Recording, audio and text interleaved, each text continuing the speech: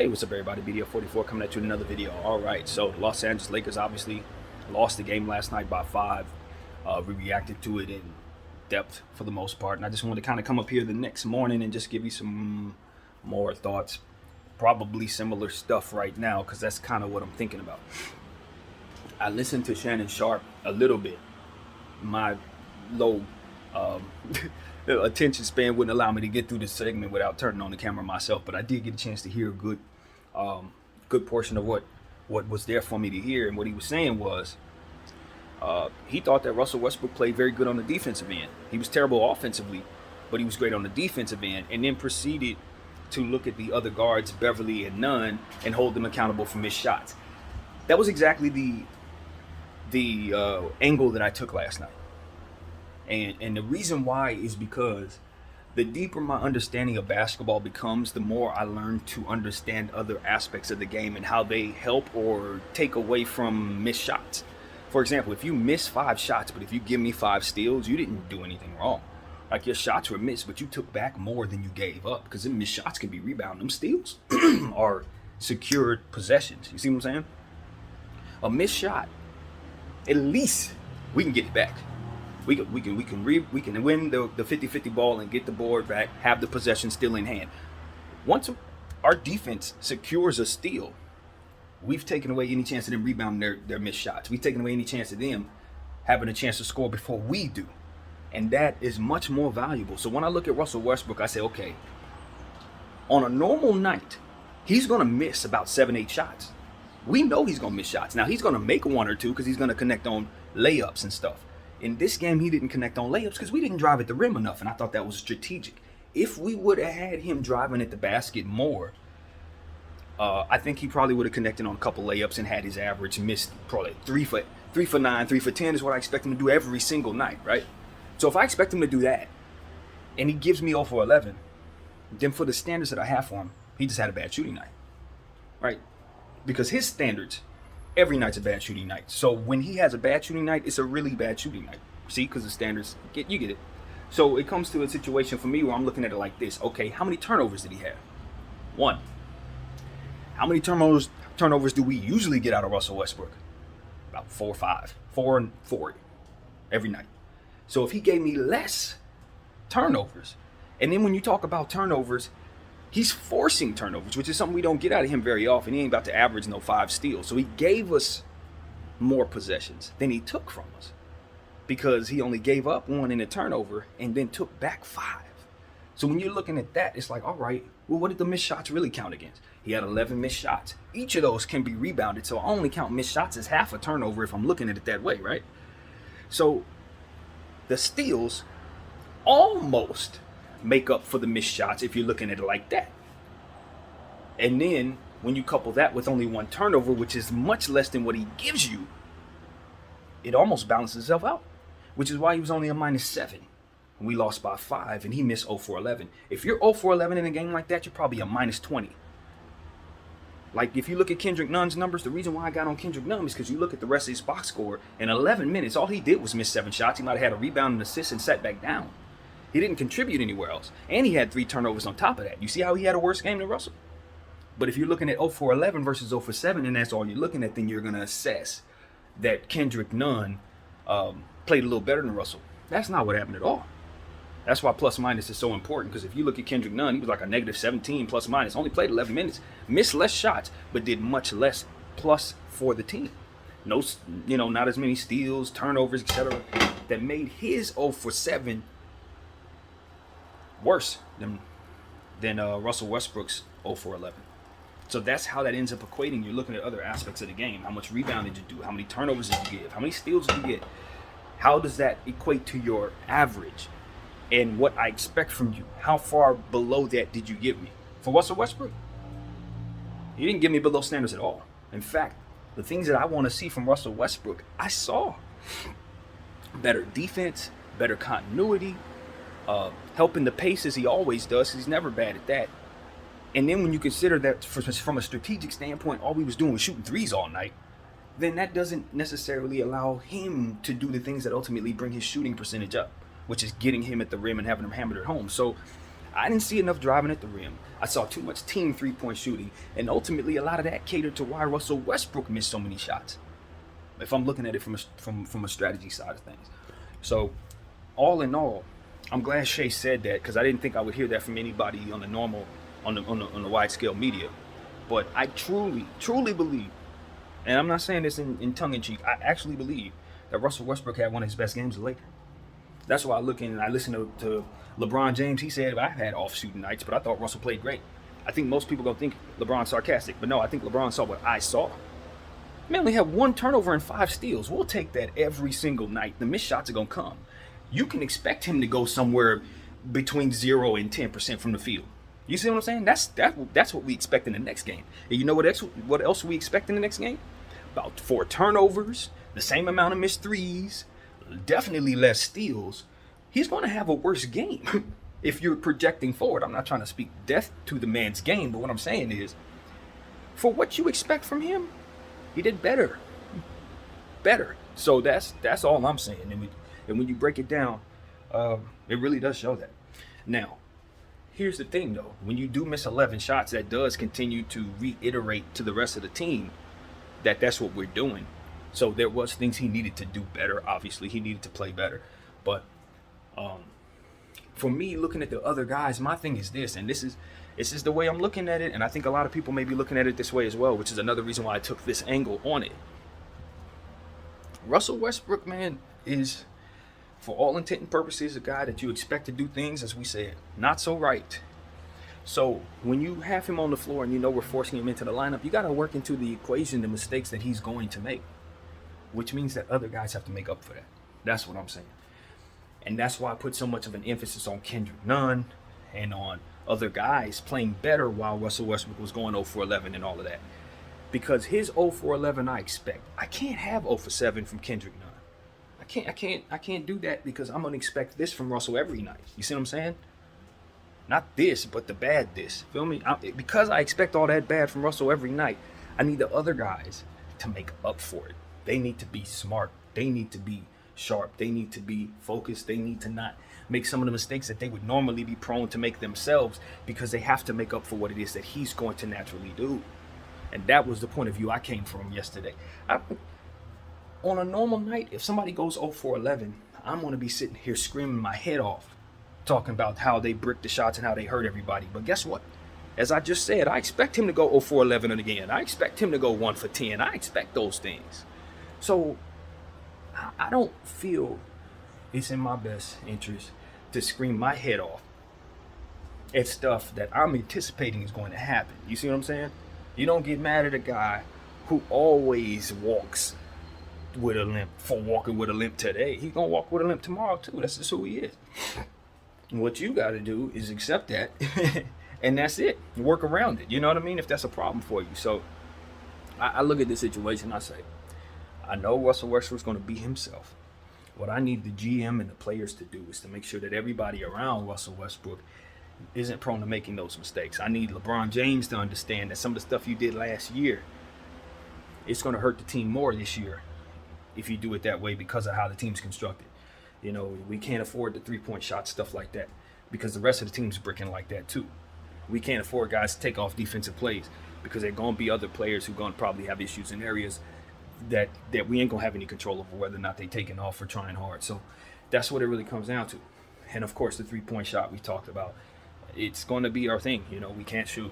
So it's obvious that the Lakers need to do a better job of strategizing more two-point looks, getting more looks on the inside, and just accepting the fact that the spacing is just not going to always be available to you as a team. Work around it and play through it. You know, and that's really what it comes down to. I don't like the fact that we want to shoot 45 threes when we're the worst three-point shooting team assembled in this era. You know, it's obvious that we don't have three-point shooters. And it just seems to me that guys are not playing as smart as they need to understand who they are. And it's 2 games in, couple preseason games, I get it. But from here on out, if we're still shooting 45, 43s a game, stuff like that, I'm just to assume that there's a level of incompetence that needs to be corrected. Like there's no more excuses for us to not know who we are. Me as a fan know exactly who we are. So our coaching staff and our players should know who we are at this point. We can't shoot, period. And so that's something that I don't want to start getting frustrated with, but I will. and you're gonna hear about it. And no more this nonsense. We need to cut our threes in half. I told you, 18 is enough. 18 is enough for you to be a threat and get all the space you need. You ain't gonna hit none of them anyway. Shoot 18, cap it off at that. That's simple as plain. I don't think the Lakers need to do too much thinking here. Not at all. Because a lot of them three-point shots, they was just given to you because, quite honestly, it's a better look for their defense to let you shoot threes. So if you know that, you should not look at the three-point line as advantageous for you. I don't give a damn what the rest of the league is doing. I don't care what the AAU teams taught you, high school. I don't care what you learned. How many times you played 2K and was able to get corner three-point shots with your point guard. I don't care how much of that you know. You need to go back to the 1950s and 1960s, and we need to pretend that three-point line ain't there. Pretend it ain't there. And play accordingly. And let teams shoot threes as they're going to They're going to shoot threes because they know we're shooting two. And you know what that's going to do? That's going to force them into shooting too many. They're going to shoot themselves into games, and they're going to shoot themselves out of games. And as we stay steady on what it is that we're doing, continuing to drive into the teeth of the defense, shoot two-point shots, take the open ones that allow us to get the space and then keep pushing past it into the two-point line. If we keep doing that, and we get methodical at it, and we get surgical about it, we're going to find out that we don't need to shoot more than 15 threes to win some of these games. We don't need to shoot more than 15 threes. And if you shoot less, your percentage of the team is going to go up. Chances are, it's a good chance that's the case. If you shoot less, the percentage goes up. You shoot less and the percentage goes up, the team confidence gets better, and you're automatically going to shoot better. Just a theory, but it's one I've seen before. Shoot less, make more. Because you figure you're only making 9. You only hit 9 out of 40-something. So half of them shots weren't even necessary to take. They did not help you in any way. So, yeah, that's something I'm looking at. I get it. We all come from the era of three-point shooting. We all grew up with Dallas and Phoenix and Golden State. We all grew up with that crap. But that is not the team we have. And it's not the only way to win. And all it takes is a team that's bold enough to try and be good enough to do it to show everybody that it's true. You live by the 3 and you die by the 3. That gives you 2 options, either shoot it or not. And if we're a team that doesn't shoot, we are baiting the other team to not only allow us to shoot, but potentially to shoot too much. That's what I'm saying. And just like I always say, Zubac showed us what it is last night. They had one single center on the floor the entire damn time, and he murdered our butts. Why? Because we never got him in foul trouble. Why? Because we were shooting too many threes. How do you get that big player off the floor? By driving at him, drawing fouls, and making Lou sit him down.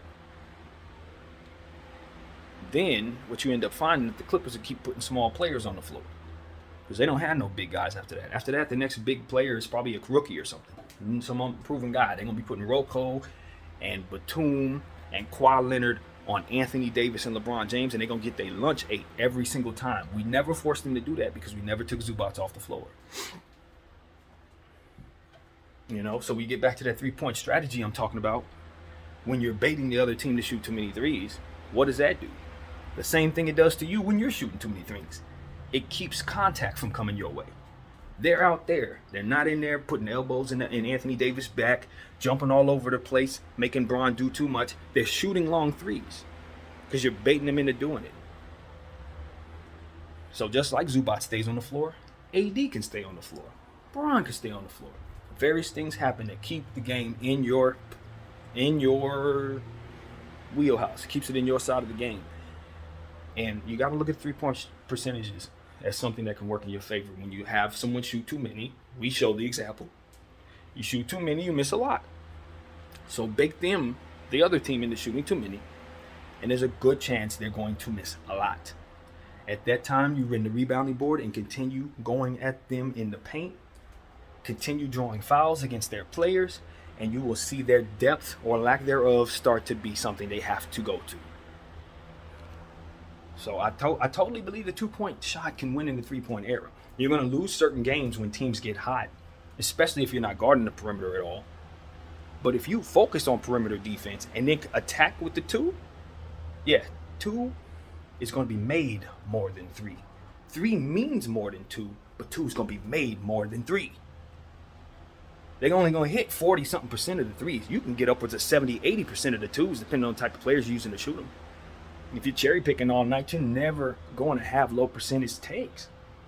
It's the choice to take those shots that ultimately teams forego because they want the 3. They want the 3. They want the 3. A less percentage shot. Again, it's only necessary to create the space. That's all I need is space, bro. That's it. I need you to think I'm going to hit a shot back there. I don't need to keep shooting it all night long until it hits. That's not strategy. That's just me missing shots. It's just like a jab in boxing, bro. All it's supposed to do is set up the haymaker. All it's supposed to do is set up the cross. It ain't something that you go to looking to knock somebody out with it. I think this era got it wrong. And a lot of teams, a whole lot of teams have left wins on the table because of that mistake. Because of that lack of balance in regards to that 3-point shot. 3 is more than 2, but 2 is made more than 3. So if you tempt 2s more of the time, your percentage is going to be up.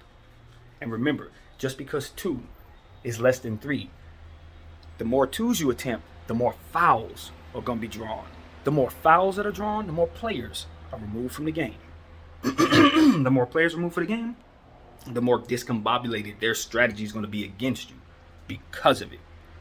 All of it comes together. You shooting too many 3s leaves them in position to have more of a strategy against you. On top of that, the strategy is easy because you can't shoot and all they got to do is leave you out there. I'm telling you, as long as we continue to play the perimeter the way that we are, playing right into the defense's hands. But if we ignore that damn perimeter and force them to guard the 2, guess what we're doing? Something that the rest of the league is not doing. We're making teams adjust to something that nobody else is doing. We're making them play a different way than they would have to play any other night. Because they ain't going to be able to leave us behind the arc because we ain't shooting it that much. They ain't going to be able to stay on the floor too much. They got to play more physical ball because we are shooting more 2s. We are driving it more. This all is going to play in our favor the more we attempt it, the more we do it, the more we get better at it. While the rest of the league is jacking up 3s, shooting 30%, we're going to be attacking them and shooting 60% in the paint. And using the 3 as only a jab. And them scores is going to be funny, but we're a good enough defensive team, and 3s are going to shoot that. Teams are going to shoot that 3 bad enough to keep us in the game. We just got to be willing to take the ones we need to take. In rhythm. No more than 18, but take the ones you need to take. And understand, it does not matter if it goes in. In fact, you expect it to go off. But the most important thing is to not hesitate so that the rhythm of the play can work. Too many times we miss 3s, and then the 3s we're supposed to take, we don't take because we've missed 3s. The rhythm of the play is most important. Don't matter if it go in or not. You can't control that. What you can control is that it's snap, snap, snap. The way that you practice it in practice is the same way them plays need to be executed on the court in the game. So when you hesitate because you missed the last 8 as a team and now you got the rhythm one to shoot, but you kind of running off. I saw that happen more than once with more than one player last night. And let me tell you, that ain't smart. That ain't smart. Smart basketball going to take that shot whether it go in or not just because you need to keep the rhythm of the play. When we start understanding those are the ones we need to take and then pass up the ones where we jack up off of a rebound, or defensive rebound, and we just walk up the ball and then shoot up a 3 like LeBron tends to do, like Kendrick tend to do. Those are the ones you don't need to be taking. Those are the ones you need to put more of a dribble emphasis on. And run real plays. Not just taking jacked up shots because they're giving you all the space. Of course they're going to give you all the space. It's a good shot for them. Not for you. So I know the Lakers can win if they go back to old school basketball. All they're going to do is be more physical and get teams in more foul trouble than anybody else. That's all it's going to be. We're going to shoot a higher field goal percentage than everybody else, and we're going to be fine from behind the arc because we're going to make sure that the people who are shooting the 3 are the ones supposed to be shooting it if we're strategizing properly. So I'm telling you, I've never believed that this era was an era that people couldn't win 80s ball. Never believed that. I just thought that everybody was too damn afraid to try. In my head, you're going to win games doing that. They're going to be games you lose. You're going to get blown out some nights because some nights the team's going to get super hot from behind the arc. Some teams you can't leave from behind the arc no night. You ain't going to kill you every night. But that ain't every team. Most teams are just pretty damn average at the 3 and they shoot it too damn much. And they're not prepared for somebody shooting 82-point shots a game. They're not ready for that. They don't have the big men to stop that. The league is ready for the three. They're not ready for what I'm describing. We can hurt people doing this. 18 threes a game, man. I'm telling you, try it. Try it. You see what I'm talking about? You're going to start seeing the little players that they love keeping on the floor getting more foul trouble than they ever do against any other teams. We're going to be at the line all game long. All game long, we're going to be at the line if we do what I'm telling us to do. So I'm telling you, man, that's our strategy. We can't shoot threes, but we can't get 3 points. The old-fashioned way. So that's what I want to say, man. That's as much as I want to give it. I didn't really want to get too much into this game any further. Just this particular aspect of it. I'm pretty sure I'll be talking more about the Lakers as we go along because there was a lot. But yeah, Russell Westbrook played a great game for his defensive side of the ball. The best defensive game I've ever seen him play. And one of the best ball handling games he's ever played. So when you talk about offense, he always going to be awful offensively. But when he plays this good defensively in other areas, damn it, you better acknowledge that. So that's what I want to say to all of us. Anyway, that's pretty much what I got. Hopefully Anthony Davis is resting. I've heard nothing about his status tomorrow, but my money says resting him is smart. I don't have an ego about him missing games this season. It's all about efficiency as it pertains to handling his health. The way it was described last season, we weren't efficient. He wasn't telling the full truth about his wrist, and because of it, he was trotting out there half-mass hurting us. That's not going to help us. We need efficient ways of handling each and every player in terms of their health, and the players are going to have to help us with that. If you're capping about your health, you hurt your team. I can't stress that enough, bro. Efficiency is the way to go in 2022, 2023. All that other stuff that the old school guys used to do, pretending like they were okay when they were really not, I just think we need to just wipe all that away. That's with deep respect. I say we know better now. We just simply understand better now. We need to play and behave as if we do. So that's what I want to say. Anyway, that's pretty much what I got, man. My name is BDF44. I thank you all for watching.